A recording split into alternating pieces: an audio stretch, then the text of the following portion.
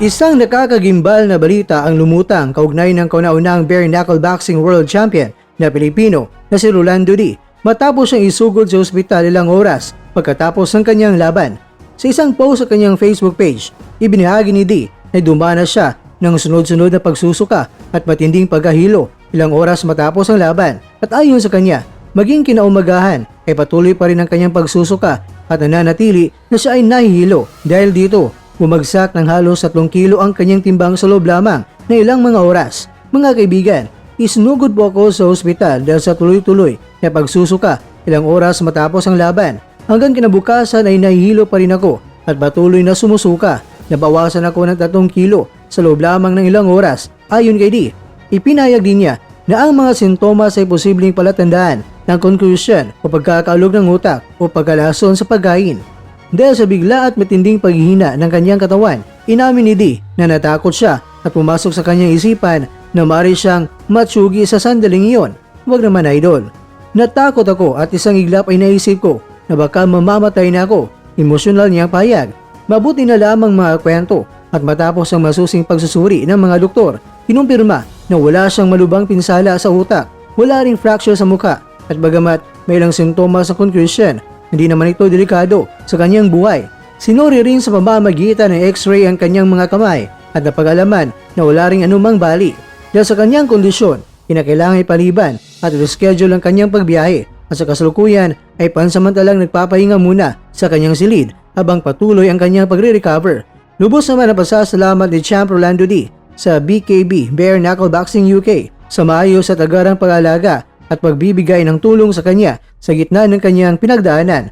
Maraming salamat BKB Bare Knuckle Boxing UK sa pag-alaga sa akin. Mahal ko kayo, ani ni D.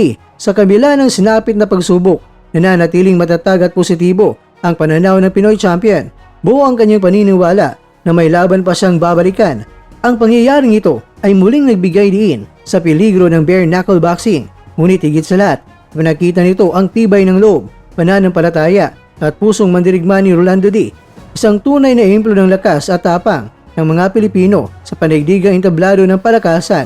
Nagmana ka talaga sa tatay mo na si Rolando Navarrete. Samantala, matapos ang mainit at dikdikang laban na nagtapos sa tabla sa pagitan ni Isaac Pitbull Cruz at Lemon Roach Jr., mabilis na umani ng reaksyon ng resulta, lalo na mula sa isa sa pinakamalaking pangalan ng mundo ng boxing.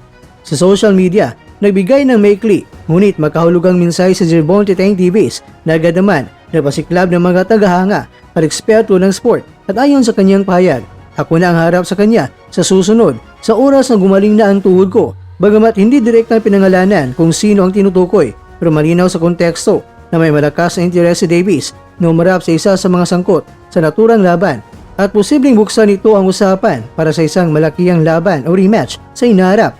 Ang pagkakatabla ni Cruz at ni Roach Jr. ay nag-iwan ng maraming katanungan sa mga taga-subaybay kung sino nga ba ang tunay na nakakalamang at kung ano ang susunod na hakbang ng bawat kampo. Sa gitna nito, ang pahayag ni Davis ay lalo pang nagpataas ng tensyon at pananabik dahil kilala siya bilang isang mandirigma na hindi umatras sa pinakamahirap na hamon.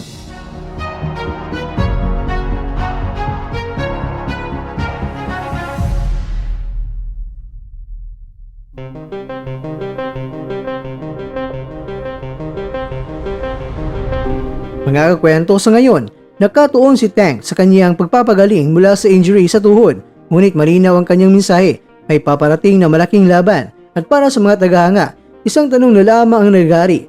Magiging realidad ba ang sagupaan sa 2026?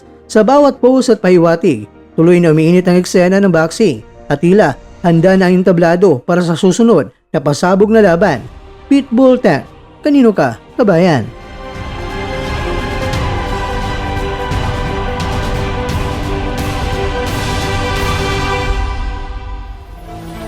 At dyan, nagtatapos ang ating kwento.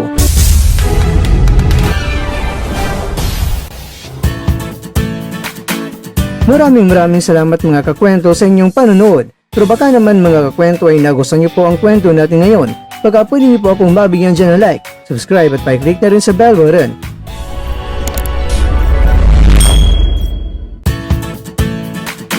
Pero bago tayo tatapos mga kwento, syempre, shoutout po muna tayo dyan sa ating mga kakwento. kay kwentong Pepito Bayang, kay kwentong June Santos, kay kwentong Dan TV Lifestyle.